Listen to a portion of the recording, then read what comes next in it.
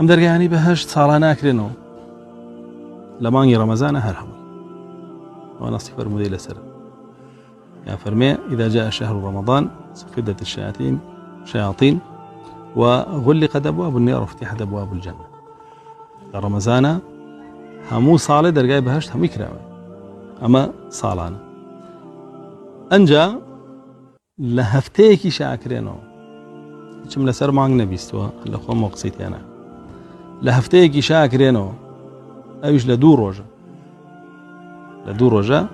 أكرينو روجي دو شمان وروجي بين شمان كأيش فرمودي لسر رسول الله صلى الله عليه وسلم أفرمي همو روجي كي دو شمو بين شمان درجا كاني باش تكرينو لهمو كسي خوش بري إلا دو كز نبي كأجا ولا نيواني أنا هيا و ليكاتي شال الرجع كريتو بو هر كسي لو كاتايا بيا بشد بهشتو بيا كرداركي برز بيتو بيا كرداري هلي بهشت أيش كاتي دزنيش قلتنا رسول الله صلى الله عليه وسلم فرمي كسي دزنيش بقري ودعاكي دعاي دزنيش بقري هرش درجاكي بهشتي بو كريتو ويبراسي لو كاتانا إنسان چاوەڕی فەضل و ڕەحمەت و بەرەکەتی ئەڵڵا بێ جەل جەلال و داوای بکات چونکە دەرگاکانی بەهەشت کراونەوە ژاماژێ بۆ دابەزینی فەضلی ئەڵڵا بۆ سەرزەوی.